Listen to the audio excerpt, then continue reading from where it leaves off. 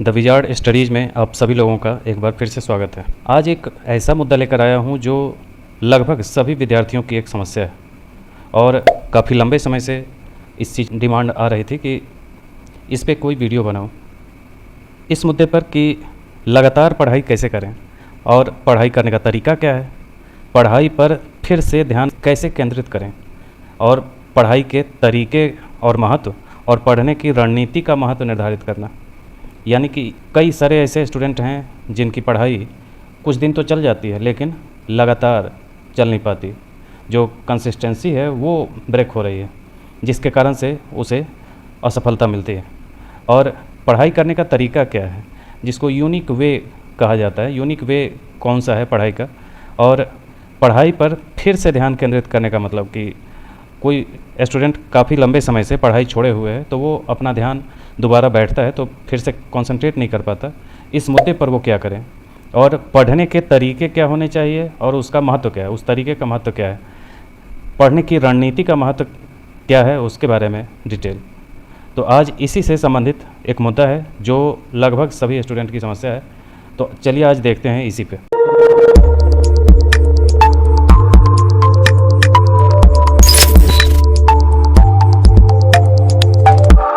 सबसे पहले क्या फोकस करना है ये देखें कि क्या पढ़ना है, उसे प्राथमिकता दें। प्राथमिकता तय करना सबसे पहली चीज़ होती है कि सबसे पहले और सबसे महत्वपूर्ण आपको अपनी प्राथमिकताएं सही ढंग से निर्धारित करना है। यानी कि आप जिस फील्ड में आप उतरे हैं, यानी कि पढ़ाई वाले अगर वीडियो देख रहे हैं तो इसका मतलब है कि आप पढ़ाई वाले फील्ड से ही हैं। तो पढ़ाई के लिए आप क्या करें, किस क्षेत्र की पढ़ाई के लिए कौन सी रणनीति अपनानी चाहिए। तो सबसे पहले तो आपको अपनी प्राथमिकता तय करनी होगी कि आपको करना क्या है।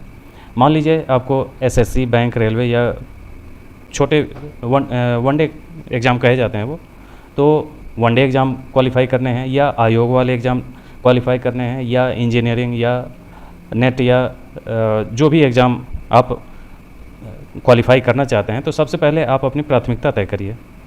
उसके बाद उसका सिलेबस निकालिए और सिलेबस निकाल करके पहले उसको सामने में रखिए। फिर सबसे महत्वपूर्ण विषयों के अध्ययन से शुरुआत करें। यानी कि सिलेबस देखिए, सिलेबस देख करके फिर पिछले साल के क्वेश्चन उठाइए और क्वेश्चन उठा करके देखें कि किस सब्जेक्ट का कितना महत्व है। अब अगर आयोग की बात करें तो आयोग में सारे सब्जेक्ट को बैलेंस करके चला जाता है, चाहे यूपीएससी हो या पीसीएस हो। इसमें सभी पेपरों को बराबर महत्व दिया जाता है, इसलिए इसमें तो ऐसा कोई महत्वपूर्ण विषय है नहीं कि जिसको ज़्यादा महत्व दिया जाए बाकी को कम दिया जाए। ऐसा जो भी करता है उसको वो धोखा पा जाता है, क्योंकि आयोग के सवाल आप उठाते हैं तो आयोग वाले में आप देखेंगे कि कभी इकोनॉमी बहुत ज़्यादा क्वेश्चन पूछ दिया, कभी पॉलिटी ज़्यादा क्वेश्चन पूछ दिए, कभी हिस्ट्री ज़्यादा पूछ दिए। लेकिन कभी किसी सब्जेक्ट को अलग अलग समय में अलग अलग महत्व ज़रूर दिया जाता है, लेकिन ये एक बंधा बनाया नियम नहीं है कि उसी नियम के तहत आप आयोग की तैयारी करें कि ये सब्जेक्ट कम पढ़ें, दूसरा सब्जेक्ट ज़्यादा पढ़ें। ऐसा उसमें नहीं होता। लेकिन जैसे एसएससी है, इसमें मैथ, रीजनिंग और इंग्लिश को ज़्यादा महत्व दिया जाता है, तो उस हिसाब से तैयारी करें। तो महत्वपूर्ण विषयों से अध्ययन की शुरुआत करें, नए दिमाग से पढ़ाई करने की कोशिश करें, क्योंकि आप जो भी सीखेंगे वह लंबे समय तक रहेगा। नए दिमाग से पढ़ाई करने का मतलब है कि आप अभी तक जो भी सोचते थे, जो भी आप जैसे भी तैयारी करते रहे थे, उस चीज़ को अब छोड़ करके अब नए सिरे से बिल्कुल अपने आप को बिल्कुल नया महसूस करें। अपने पूरे व्यवस्था को रीअरेंज करें, कमरे के सिस्टम को चेंज करें और नए सिरे से अपने आप को बिल्कुल नया बनाइए और नया बना करके नए दिमाग से पढ़ाई शुरू करिए। अभी तक जो भी आपने किया उसको छोड़ करके, पीछे की जो चीज़ें बीत गई, जो समय गुजर गया, उस गुजरे हुए समय पे बगैर अफसोस किए नए सिरे से आप चीज़ों को नए दिमाग से पढ़ना शुरू करें। और उसके बाद जब आप देखेंगे कि पढ़ाई शुरू किए हैं, उसके बाद चीज़ें ज़्यादा लंबे समय तक याद रहेंगी। और अगर आपने पुरानी चीज़ों को बैठ करके उसी को ढोना शुरू किया तो आपके याद कम होंगे, पढ़ाई की कंसिस्टेंसी जो है वो ब्रेक होगी। इसलिए बिल्कुल ही फ्रेश माइंड से शुरू करें नई चीज़ों को। इसके बाद अच्छी नींद लें। अच्छी नींद लेना भी ज़रूरी है। 6 से 7 घंटे की नींद पर्याप्त होती है। ये कोई मिथक नहीं है, ये सही चीज़ है। आपको पर्याप्त मात्रा में आराम की आवश्यकता होती है ताकि आप पढ़ाई करते समय सुस्त महसूस न करें। 6 से 7 घंटे की नींद अपने आप में पर्याप्त होती है। इसकी आदत डालनी चाहिए। शुरुआत में अगर आपकी आदत 8 से 10 घंटे सोने की है तो आप उसको कम कर सकते हैं, क्योंकि अगर आप 6 से 7 घंटे लगातार सोते हैं तो उसके बाद आप बीमार नहीं पड़ेंगे कभी भी। इससे कम भी नहीं सोना और ज़्यादा भी नहीं सोना, ये कोशिश करनी है। क्योंकि अगर ज़्यादा सोए तो आप अपना समय गंवाएंगे, बहुमूल्य समय जो है उसको सो करके गंवा देंगे। और अगर कम सोए तो उसमें हो सकता है कि कई लोगों को दिक्कतें आती हैं, लेकिन 6 घंटे पर्याप्त होते हैं। 5 से 6 घंटे सोना चाहिए, लेकिन 6 से 7 अगर आप सो लेते हैं तो पर्याप्त है नींद। इसके बाद बेहतर प्रदर्शन करने और अधिक अध्ययन करने के लिए नींद का त्याग करने से केवल आपके स्वास्थ्य पर ही असर पड़ेगा और तनाव और चिंता भी बढ़ेगी। केवल स्वास्थ्य पर ही असर नहीं पड़ता है, बल्कि वो तनाव और चिंता भी बढ़ाता है। यहाँ नहीं छूट गया है टाइप करने का। तो ये चीज़ है कि आपके जो अगर नींद कम है तो आपके परफॉर्मेंस में फ़र्क पड़ता है। इसलिए इस चीज़ का ध्यान रखें कि नींद पर्याप्त लें। जब आप नींद में होते हैं तो आपकी समझने की शक्ति कमज़ोर हो जाती है, इसलिए आपको नींद लेनी चाहिए। वास्तव में आप अपने दिमाग और शरीर को तरोताज़ा करने के लिए बीच बीच में एक छोटी सी झपकी ले सकते हैं। जैसे कि आप दोपहर में, कभी कभी ऐसा होता है कि रात में अच्छी नींद नहीं आई तो दोपहर में आधे 1 घंटे के लिए सो सकते हैं। उतने में ही पर्याप्त हो जाता है, आप फ्रेश महसूस करने लगेंगे। तो नींद को भी आप महत्व दें, नींद को बिल्कुल ही इग्नोर ना करें, क्योंकि अगर लंबी पढ़ाई करनी है तो अच्छी नींद ज़रूरी है। क्योंकि ऐसा तो है नहीं कि आप 6 महीने पढ़ लिए उसके बाद पढ़ाई मान लीजिए 6 महीने के लिए पढ़ना है, आगे पढ़ाई नहीं करनी, ऐसा तो है नहीं। आप सिलेक्शन के लिए पढ़ रहे हैं तो आपको लंबी पढ़ाई करनी होगी, इसलिए अच्छी नींद ज़रूरी है। अगला है कि सही खाएं। भोजन अभी के समय की सबसे बड़ी समस्या है।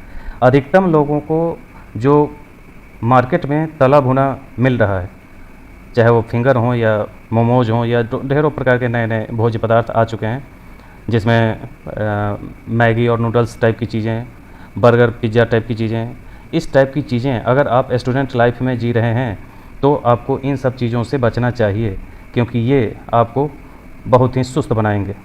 आप पढ़ने के लिए अगर आप प्रयासरत हैं तो पढ़ाई में सुस्ती आपका दुश्मन है। और अगर आपने खान पान पर ध्यान नहीं दिया तो आप निश्चित है कि आप सुस्त पड़े रहेंगे, आप अच्छी पढ़ाई नहीं कर पाएंगे। इसलिए संतुलित आहार लें। संतुलित आहार का मतलब कि जो भारत का पारंपरिक भोजन है, रोटी सब्जी दाल चावल जैसे भोज्य पदार्थ, ये लें। जो उल्टी सीधी चीज़ें हैं, पिज़्ज़ा बर्गर टाइप की चीज़ें, जो जितने का हमने अभी नाम लिया, उन सब चीज़ों को त्याग दें अगर अच्छी पढ़ाई करनी है तो। भारी और तैलीय पदार्थ जो भी हैं वो सुस्त बनाते हैं शरीर को, इसलिए अपने अध्ययन के चरम समय के दौरान इसे खाने से बचें। जैसे आप कंपटीशन वाले फील्ड में हैं, आपको लंबी पढ़ाई करनी है, आपको अगर आप सोच रहे हैं कि मुझे ज़्यादा याद रहे तो आपको अपने खान पान पर ध्यान देना होगा। आप अगर इस ढंग की चीज़ें, जो गरिष्ठ भोजन जिसे कहा जाता है, भारी का मतलब गरिष्ठ भोजन, जो तेल मसाला और इस टाइप की चीज़ें, तो उस टाइप की चीज़ें खाएंगे तो आपको नींद ज़्यादा आएगी ही, क्योंकि शरीर अपने आप ये कार्य करता है। ज़्यादा गरिष्ठ भोजन करेंगे तो नींद लेकर के ही वो उसे पचाएगा। तो ये सारी चीज़ें होती हैं, इस वजह से आपको खान पान सही रखना है। ताज़ा और घर का बना भोजन खाएं। मछली, नट्स, साबुत दाना, दही, फलियां, टमाटर आदि, ये सब आपके दिमाग को सही रखता है। इसलिए जैसे चना भिगो के खाना या खड़ी मूंग खाना, इस टाइप की चीज़ें खाएं जो आपको तरोताज़ा रखें। तो खान पान पे विशेष आपको ध्यान देना है। अगला है कि हर दिन व्यायाम करें। नियमित रूप से 15 से 30 मिनट व्यायाम करना बहुत ही अच्छा माना जाता है। यह आपकी नसों को खोलता है, अकड़न को दूर करता है और आपको पूरे दिन ऊर्जावान महसूस कराता है। कभी करके देखिए तो आपको इसका एहसास हो। जब तक आप सुबह जगेंगे नहीं और सुबह जग करके आप टहलेंगे नहीं, तब तक आपको इस बात का एहसास नहीं होगा कि इसका फ़ायदा होता है या नहीं। इसलिए इन चीज़ों को ध्यान रखें। विशेषज्ञों का मानना है कि व्यायाम मस्तिष्क में न्यूरोट्रांसमीटर जारी करता है, जो इसे जागृत और सतर्क रखता है। तो मस्तिष्क को बिल्कुल चालू हालत में रखना, स्टार्ट कर देना। जैसे आप सुबह उठते हैं और सुबह उठ करके अगर आपने मॉर्निंग वॉक कर लिए, कम से कम टहल भी, मान लीजिए एक्सरसाइज नहीं कर पा रहे हैं तो मॉर्निंग वॉक कर लीजिए। उतने से जब आप लौट करके आएंगे तो आपका माइंड जो है इतना फ्रेश हो चुका होगा कि आप पढ़ाई के लिए तैयार हो चुके होंगे। तो आप जब दिनचर्या की शुरुआत करेंगे, अपनी पढ़ाई की शुरुआत करेंगे, तो आप अच्छा महसूस करेंगे। और ये अगर नियमित रूप से करेंगे तो आप लंबी पढ़ाई स्थायी रूप से कर सकते हैं। शारीरिक गतिविधि मस्तिष्क को सतर्क रहने का संकेत देती है और आपको तरोताज़ा भी महसूस कराती है। ये एक्सरसाइज और वॉकिंग, ये दोनों चीज़ें बहुत ज़्यादा ज़रूरी हैं स्वस्थ रहने के लिए। और पढ़ाई करना है लंबे समय तक तो आपको स्वस्थ रहना ज़रूरी है। अपने कमरे को पढ़ाई के अनुकूल बनाएं। पढ़ाई के अनुकूल कहने का क्या मतलब है, इसे भी समझ लीजिए। जब हम पढ़ाई के अनुकूल कहते हैं तो इसका मतलब होता है कि एक अच्छी तरह से रोशनी वाला कमरा जिसमें कम ध्यान भटकाने वाली चीज़ें हों। ज़्यादातर लोग अपने कमरे में बिजली बचाने के उद्देश्य से कम रोशनी रखते हैं, जिसका नतीजा होता है कि वो सुस्त और नींद से भरे रहते हैं रोशनी की कमी से। जब अच्छी तरह से रोशनी वाले कमरे में पढ़ाई करने से आप जीवंत और ऊर्जावान महसूस करते हैं। तो अच्छी रोशनी कमरे में होनी चाहिए ताकि आप फ्रेश महसूस कर सकें, आप जगा हुआ महसूस कर सकें। जब कमरे में रोशनी की कमी होती है तो आप अपने आप को नींद में महसूस करते हैं, सुस्ती सी छा जाती है। आपको लगता है कि आपने बिजली की बचत कर ली, लेकिन उस बिजली के बचत से अगर पढ़ाई आपका डिस्टर्ब हो रहा है तो इसका मतलब है कि आपका ये सौदा बहुत ही घाटे का सौदा है। आप बिजली का पैसा बचा ज़रूर रहे हैं, लेकिन कैरियर का जो इन्वेस्टमेंट है इसको भी कैरियर के इन्वेस्टमेंट में रख सकते हैं। तो वो इन्वेस्टमेंट आपका गलत जगह हो रहा है, आप बचत जो है वो गलत तरीके से कर रहे हैं। इसलिए कमरे को रोशनी से भरपूर रखें, पढ़ाई के अनुकूल वातावरण बनाएं, जो माइंड को डिस्ट्रैक्ट करे ऐसी चीज़ें कमरे में ना रखें। बार बार जैसे टीवी वगैरह आप अपने कमरे में ना रखें। कोई ऐसे पोस्टर ना लगाएं जो आपके पढ़ाई को गलत दिशा में ले जा रहे हों। तो इस ढंग की चीज़ें ना रखें। आप अपने स्टडी टेबल पे प्रेरक पोस्टर लगाएं जिस पे उदाहरण अच्छे अच्छे उदाहरण लिखे हों, सकारात्मक वस्तुएं रखें ताकि आप उत्साहित रहें। जैसे कोई थॉट, कोई स्टेटमेंट आपको अच्छा लगा, किसी विद्वान ने कहा जो आपको प्रभावित कर गया, तो उसको तत्काल लिख लीजिए, उसको चिपका दीजिए। ऐसी चीज़ें कमरे में रखिए जो आपको बार बार याद दिलाए और आप सेल्फ मोटिवेशन के तौर पे आप उसका इस्तेमाल कर सकें। आप जब भी अपने कमरे में प्रवेश करें तो आपको किसी और से सहयोग ना लेना पड़े कि आप किसी के सहयोग से ही मोटिवेट हो पाते हैं। आप सेल्फ मोटिवेशन में अगर आप रहते हैं तो वो आपके लिए सबसे ज़्यादा बेहतर है। इसलिए कमरे में बहुत ज़्यादा ध्यान भटकाने वाली चीज़ें न रखें। अगली चीज़ है कि ब्रेक लें। ब्रेक लेने का मतलब है कि जैसे पढ़ाई ज़रूरी है और लगातार कंसिस्टेंसी बनाए रखनी ज़रूरी है, उसी तरह बीच बीच में ब्रेक लेना भी ज़रूरी है। 10 मिनट का भी अगर आप ब्रेक ले लेते हैं तो आप जो भी चीज़ें याद किए हैं, मान लें आपने 1 घंटे याद किया, तो 1 घंटे याद करके आप 10 मिनट का ब्रेक ले लेते हैं, तो आप वो जो याद किए हैं उसको एडजस्ट कर जाने का समय देते हैं। इसके बाद 10 मिनट बाद फिर शुरू कर दीजिए, तो आप कंटिन्यूटी जो आपकी है पढ़ाई की वो भी डिस्टर्ब नहीं होगी और आप लगातार पढ़ाई करने के लिए तैयार रहेंगे। अपने दिमाग की उत्पादकता के लिए ब्रेक लेना ज़रूरी है। यानी कि आप अपने दिमाग को बहुत ज़्यादा अपने दिमाग से उत्पादक कार्य कराना चाहते हैं तो बीच बीच में ब्रेक लेने से थकान नहीं होगी, जो मानसिक थकान होती है वो नहीं होगी। लगातार पढ़ाई करने से आप भुलक्कड़ हो सकते हैं, जिससे आपका दिमाग बहुत सारी जानकारियों का भरा हुआ सा महसूस करेगा।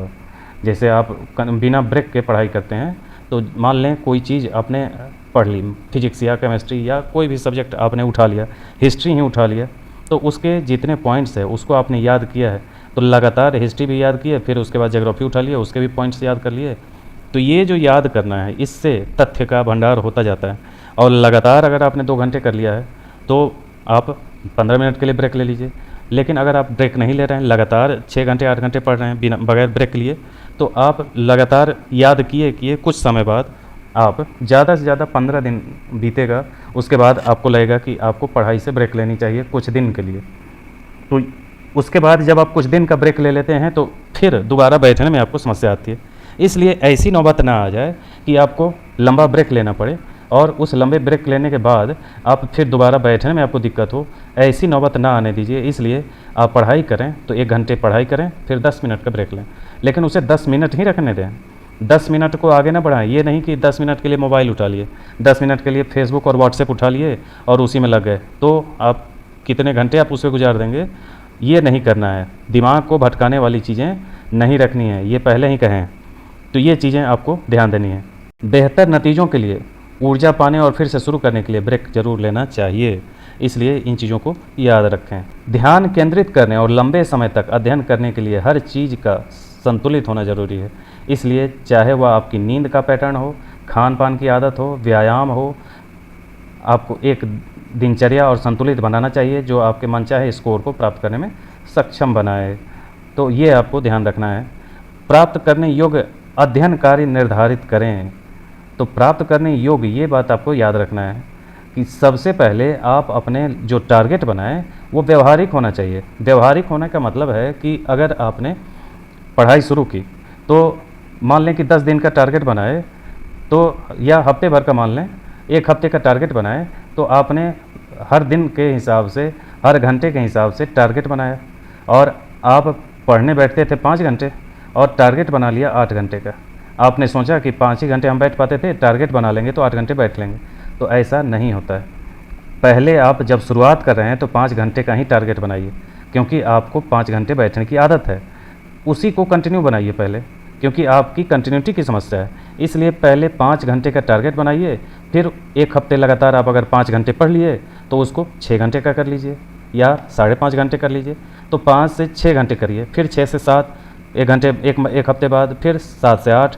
इस तरीके से सिस्टमेटिक तरीके से अगर आप 1-1 घंटे बढ़ाते जाते हैं तो लगातार आप पढ़ाई के घंटे को बढ़ाते जा सकते हैं और आपके पढ़ाई का घंटा 12 से 14 घंटे, और अगर अच्छी कोशिश कर लें तो 16 से 18 घंटे भी हो सकते हैं। और ये असंभव चीज़ नहीं है और दुर्लभ चीज़ भी नहीं है। ये करके देखा हुआ सिस्टम है, मैंने करके देखा है। इसलिए इसमें ये नहीं कहा जा सकता कि ऐसा नहीं हो सकता कि 16 से 18 घंटे नहीं पढ़ाई हो सकती, ऐसा नहीं है। केवल आपको किस तरीके से व्यवस्थित करते हैं उस पर निर्भर करता है और किस तरीके से आप धीरे धीरे अपने टारगेट को बढ़ाते हैं। अगर आपने अव्यवहारिक तरीका अपना लिया तो वही लोग अपने टारगेट में फेल हो जाते हैं। और ये चीज़ हमेशा याद रखें कि अगर आपकी योजनाएं असफल होंगी तो आप भी असफल होंगे। इसलिए अपनी योजनाओं को असफल न होने दें। आप अपनी योजनाओं को बेहतर से बेहतर बनाएं और सिस्टमेटिक बनाएं, व्यवहारिक बनाएं। अगर आप 6 घंटे पढ़ने को बैठते हैं, आपकी आदत 6 घंटे की है, तो शुरुआत जब करें तो 6 घंटे की ही करें या 6 से 5 ही घंटे करें। पहले योजनाओं को सफल करने की आदत डालें। अगर आपने योजनाओं को सफल करने की आदत डाल ली है तो आप निश्चित रूप से सफल हो जाएंगे, क्योंकि योजनाओं की सफलता ही आपकी सफलता है। इसलिए ऐसे टारगेट ना बनाएं जिसको अचीव करना मुश्किल हो, और अचानक से 5 घंटे की पढ़ाई को 10 घंटे में कन्वर्ट करने की कोशिश न करें, नहीं तो आप फेल हो जाएंगे, क्योंकि योजनाएं असफल हो जाएंगी आपकी। इसलिए धीरे धीरे करके घंटे को बढ़ाएं। जल्दीबाजी करने से आप सफल हो जाएंगे ऐसा नहीं है। अभी तक जो पीछे के साल आपने गुजारे हों वहाँ आप देखिए कि आपकी असफलता का कारण क्या है। तो अधिकतम में कारण यही मिलेगा कि आपने अव्यवहारिक टारगेट बनाया और ऐसा टारगेट बनाया जैसे एग्ज़ाम में अगर जुलाई में पेपर है तो मई से पढ़ना शुरू किए, और मई से पढ़ना शुरू किए तो घंटे का बढ़ा करके 12 घंटे 14 घंटे कर दिए, और 12-14 घंटे पढ़ पाते नहीं हैं और सिलेबस बहुत ज़्यादा है। इस वजह से अव्यवहारिक तरीके से पढ़ते हैं, उसमें याद कुछ होता नहीं है। इसलिए आप सोचते हैं कि अधिकतम घंटा पढ़ लेंगे तो मेरा निकल जाएगा, लेकिन ऐसा नहीं है। आपको अच्छे से याद करना है। जो आप पढ़ रहे हैं उसका कुछ अचीवमेंट आना चाहिए, कुछ रिजल्ट आना चाहिए उसका। अगर आप 20 पॉइंट डेली पढ़ रहे हैं तो उस 20 पॉइंट को याद भी होना चाहिए। रीडिंग मारने से केवल कुछ नहीं होता। इसलिए व्यवहारिक तरीके से सोचें और व्यवहारिक तरीके से टारगेट बनाएं। उन विषयों को भी चुनें जिसमें आप पिछड़ रहे हैं। ज़्यादातर लोगों की ये समस्या है कि उनको जो सब्जेक्ट पसंद होता है उसी को लेकर के बैठ जाते हैं, जिस वजह से वो लगातार सारे सब्जेक्ट को कवर नहीं कर पाते, और एग्ज़ाम जब आ जाता है तो एग्ज़ाम में बैठते हैं तो वो केवल ये कहते हुए मिलेंगे कि मेरा ये सब्जेक्ट तैयार था, ये सब्जेक्ट नहीं तैयार हो पाया। तो ऐसा भी ना करें। सभी को बराबर समय दें और बराबर महत्व दे करके ही आप अपने कार्यक्रम को व्यवहारिक तरीके से सिस्टम में ढालें। इसके बाद सक्रिय न कि निष्क्रिय अध्ययन। सक्रिय अध्ययन और निष्क्रिय अध्ययन में अंतर समझिए। हम में से ज़्यादातर लोग अक्सर लंबे समय तक निष्क्रिय रूप से अध्ययन करते हैं, बिना महसूस किए कि हमने अपने अध्ययन सत्र से बहुत कुछ नहीं सीखा। जैसे आप पढ़ाई कर रहे हैं, अभी तक जो पढ़ाई किए, पढ़ाई करने में आप चीज़ों को गलत तरीके से पढ़ने की आदत आपकी बनी हुई है, जो एक नकारात्मकता की पहचान है। इसमें भी असफल होने की संभावना रहती है। जैसे आप अभी पढ़ाई कर रहे हैं तो पढ़ाई करने में आप केवल ये देखते हैं कि मेरा टारगेट पूरा हुआ या नहीं, जबकि होना ये चाहिए कि आप जो पढ़ रहे हैं उसमें आपको इंटरेस्ट आना चाहिए कि इससे आपने क्या सीखा, कितनी चीज़ें आपने अचीव की, ये ध्यान रखना चाहिए। जबकि आप निगेटिव रूप से आप केवल निष्क्रियता के साथ ड्यूटी पूरी करने की तरीके से पढ़ाई करते हैं। घंटे को देखते हैं कि इतने घंटे हमने पढ़े, तो इस तरीके से पढ़ाई नहीं करना चाहिए। सक्रिय रूप से अध्ययन करने का सबसे अच्छा तरीका है कि खुद के नोट्स लिखना, अवधारणाओं के फ्लैश कार्ड बनाना या मेमोरी पैलेस तकनीक के माध्यम से सीखना। तो ये होता है कि जैसे आप कोई चीज़ पढ़ रहे हैं, मान लें कि एक पेज आपने पढ़ा, इस एक पेज में अगर 25 पॉइंट या 30 पॉइंट लिखे हुए हैं, उसको आप एक छोटा सा फ्लैश कार्ड बनाएं और उस फ्लैश कार्ड में उस पूरे को 3 से 4 लाइन में शॉर्ट नोट्स तैयार कर लें और उसमें केवल की पॉइंट्स हों, ताकि ये पूरा ना पढ़ना पड़े। और यही फ्लैश कार्ड जो बना है आपका, ये जो आपने शॉर्ट कर लिया, उसको जो लिखा हुआ बड़ा सा पेज है उसको अगर आपने 2-3 लाइन में कर लिया, अगर इसकी आदत आपने डाल ली तो एग्ज़ाम के टाइम में आपको रिवीजन भी आसान हो जाता है और सिलेबस आपका छोटा पड़ जाता है, तो आप एग्ज़ाम में रिवीजन कम समय में कंप्लीट कर पाते हैं। इस चीज़ को भी कोशिश करें कि फ्लैश कार्ड बनाने की आदत डालें। इसका मतलब है कि आपको कुछ भी सीखते समय शामिल रहना चाहिए ताकि आप पूरे सत्र में ऑटो पायलट में न रहें। जैसे आप कुछ भी सीखते समय जो भी चीज़ पढ़ रहे हैं, मान लें कोई फिजिक्स पढ़ रहे हैं, फिजिक्स का कोई नियम पढ़ रहे हैं, तो उस नियम को पढ़ते समय ये सोच के पढ़ना कि ये पढ़ना आपका काम है, ये याद हो जाना चाहिए, ऐसा नहीं, बल्कि उसको आप अपने को शामिल करिए उसमें। मान लें न्यूटन का नियम पढ़ रहे हैं, तो न्यूटन के नियम में आप स्वयं को ही शामिल कर लें, स्वयं को शामिल करके और उसके जितने सिद्धांत हैं उसमें स्वयं को शामिल करते हुए ये देखें कि वो कौन सा नियम आपके ऊपर लागू हो रहा है, आप कहाँ पे खड़े हैं, तो कौन सा पहला नियम लागू हो रहा है, कौन सा दूसरा, कौन सा तीसरा। इस टाइप से आप स्वयं को उसमें शामिल करके जब इस तरीके से पढ़ेंगे तो आपको उसमें इंटरेस्ट आएगा और वो ज़्यादा समय तक याद रहेगा। इसके बाद है कि विषयों को मिलाएँ, ये भी काफ़ी महत्वपूर्ण है। आप लंबे समय तक एक ही विषय या टॉपिक पढ़ते पढ़ते ऊब जाते हैं और थक जाते हैं, यहाँ तक कि दिलचस्प विषय भी एक निश्चित समय के बाद नीरस लगने लगता है। इससे बचने के लिए अपने टॉपिक या विषयों को मिलाना उचित है। विशेषज्ञ सलाह देते हैं कि प्रतियोगी परीक्षाओं की तैयारी करते समय छात्रों को हर दिन सभी जरूरी विषयों का अध्ययन करना चाहिए, जो मैं क्लास में भी आप सभी लोगों को बताता रहा हूँ कि हर घंटे 1 घंटे से 2 घंटे के बाद सब्जेक्ट को चेंज करने की आदत डालें, ताकि आप सब्जेक्ट को चेंज करने से ये होता है कि अलग अलग सब्जेक्ट का माइंड के अलग अलग हिस्सों में असर होता है और उसके वजह से एक टाइम में एक सब्जेक्ट से दिमाग का एक हिस्सा सक्रिय है तो दूसरा सब्जेक्ट जैसे ही चेंज करेंगे तो दूसरा हिस्सा सक्रिय होगा। इससे एक ही हिस्से का दिमाग सक्रिय जब लगातार बना रहेगा तो वो थकेगा जल्दी। इसलिए एक वैज्ञानिक तरीका है ये कि आप सब्जेक्ट को बदल बदल करके पढ़ें। ऐसा नहीं कि मैथ रीजनिंग अच्छी लगती है तो लगातार मैथ लगाए जा रहे हैं, ये अवैज्ञानिक तरीका है। सबका घंटा फिक्स करें, उसी घंटे के हिसाब से आप अपनी पढ़ाई करें। अपने दैनिक शेड्यूल में प्रत्येक विषय के लिए विशिष्ट घंटे आवंटित करें और हर घंटे या 45 मिनट के बाद जब भी आपको उबन महसूस हो तो विषयों को बदल दें। इससे आप लंबे समय तक अध्ययन के लिए एकाग्रता बनाए रख सकते हैं। जब आप एक ही सब्जेक्ट लगातार पढ़ेंगे तो उसमें कंसंट्रेट करना भी आपके लिए चुनौतीपूर्ण कार्य होता है। आपको लगेगा कि घंटे आपके लगातार बढ़ रहे हैं, लगातार पढ़ रहे हैं, लेकिन वो पढ़ाई होती नहीं है। ध्यान भटकाने वाली चीज़ों को हटाएं। टेलीविज़न को बैकग्राउंड में चालू रखते हुए अपनी पढ़ाई पर ध्यान केंद्रित करने की कोशिश करना या हर बार फ़ोन बजने पर सोशल मीडिया का फीडबैक को चेक करना, ये ऊर्जा की बर्बादी है। ये कई बार बता चुके। जब आपके संभावित ध्यान भटकाने वाली चीज़ें आपकी नज़र में हो तो आप कभी भी नई जानकारी सीख नहीं सकते, याद नहीं रख सकते। जब कारण क्या है कि आपका फोकस एक जगह नहीं है। जैसे आप पढ़ाई कर रहे हैं, मान लें आप हिस्ट्री उठाए हैं तो हिस्ट्री में कहीं पे युद्ध वाले सेक्शन पढ़ रहे हैं और उसी बीच में मैसेज आ गया आपके करीबी का व्हाट्सएप पे, अब उसको अपडेट करने लग गए तो ये जो युद्ध चल रहा था, युद्ध को रास्ते में ही छोड़ दिए, अब आप यहाँ लग गए। अब ये युद्ध वाला जैसे ही आप यहाँ लग करके यहाँ से फुर्सत हुए तब यहाँ आए तो आपने सोचा कि युद्ध यहाँ तक पहुँचा था, अब उसके आगे बढ़ें, तो वो जो कंटिन्यूटी आपकी चली गई तो इस युद्ध के साथ आपकी भी कंटिन्यूटी चली गई। अब वो राजा मरे या जिए उससे आपको फ़र्क नहीं पड़ेगा, आपको अंत तक पहुँचा देना है, क्योंकि आपने देखा है, आपने टारगेट में लिखा है कि इतने घंटे मुझे पढ़ने हैं। इसलिए इस ढंग का कार्य न करें।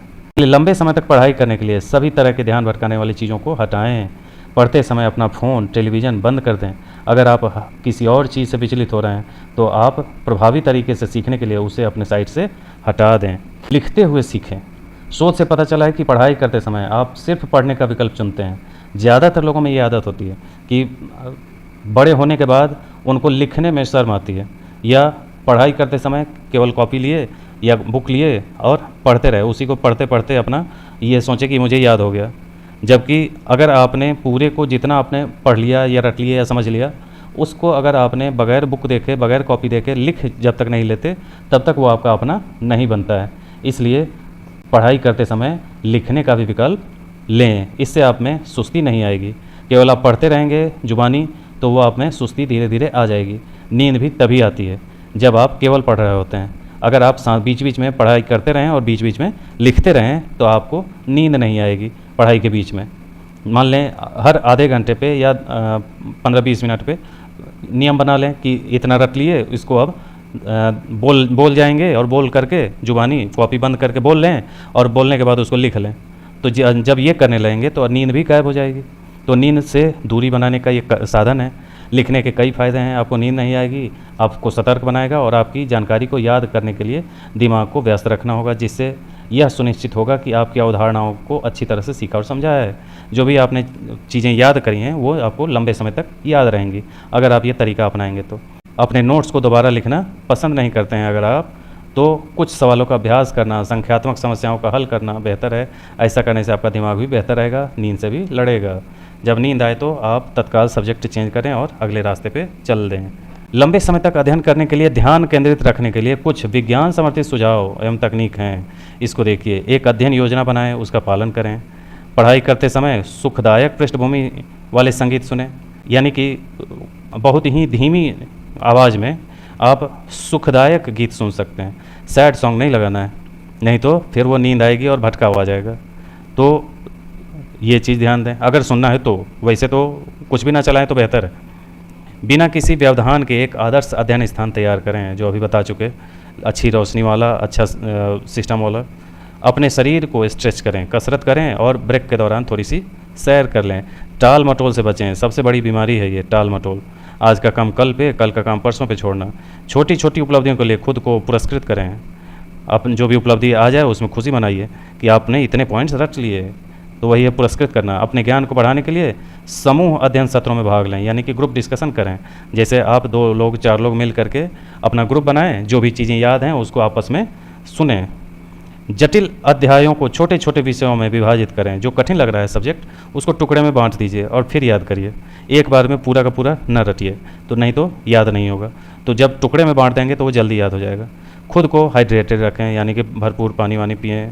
और प्रत्येक अध्ययन सत्र कार्य के लिए एक टाइमर सेट करें, यानी कि टाइम फिक्स होना चाहिए हर कार्य के लिए।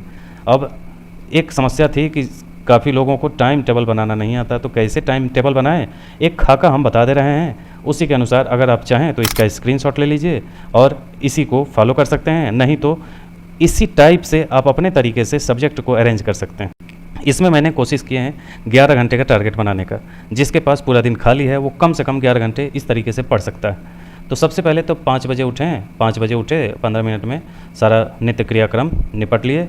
फिर 5:15 से 6:15 तक आप पहला सब्जेक्ट किए, फिर उसके अगले घंटे दूसरा सब्जेक्ट किए, फिर ब्रेक लिए और ब्रेक लेने के बाद फिर पढ़ाई शुरू, फिर अगला तीसरा सब्जेक्ट, फिर ब्रेक लिए, फिर चौथा सब्जेक्ट, फिर 5वां सब्जेक्ट, फिर लंच का समय और बीच में सोने का भी समय निकाल दिए हैं आपके लिए। इसके बाद छठा सब्जेक्ट, 7वां सब्जेक्ट, फिर ब्रेक लीजिए, फिर 8वां सब्जेक्ट, फिर डिनर कीजिए और वॉकिंग करिए, खाइए पीजिए, घूम लीजिए थोड़ा सा और रात को क्वेश्चन सॉल्व करें या टारगेट जो कल क्या टारगेट बनाना है, कल क्या क्या चीज़ें करनी है उसको डायरी मेंटेन करिए, लिख लीजिए कि कल कितने बजे से कितने बजे तक ये जो पूरा टाइम शेड्यूल आपने बनाया है इस पूरे को आप लिख लें डायरी पे, ताकि आपको ये चीज़ें पालन करनी हैं और फिर आप 10 साढ़े 10 बजे तक सो सकते हैं। तो ये था आज का ये टाइम टेबल बनाना, टाइम को मैनेज करना, कैसे आप अपनी पढ़ाई को लंबे समय तक व्यवस्थित कर सकते हैं, लंबी पढ़ाई कर सकते हैं। इसके बाद अगर आप लोग चाहेंगे कहेंगे तो चीज़ों को कैसे लंबे समय तक याद रखना है उस पर भी एक वीडियो बना देंगे। और पहले आप इसको टाइम मैनेजमेंट को अच्छे से समझ लें, चीज़ों को याद कर लें, 1 बार 2 बार 3 बार जितना बार हो इसको देख करके वीडियो को चीज़ों को दिमाग में बैठा लें कि आपको क्या क्या करने हैं। अगर आपने इस पूरे को व्यवस्थित कर लिया, पूरे वीडियो में जितनी चीज़ें हमने समझाई हैं इतनी चीज़ें अगर आपने कर ली तो निश्चित है कि आप जिस फील्ड में भी होंगे आप सफल होंगे, ये मेरा दावा है।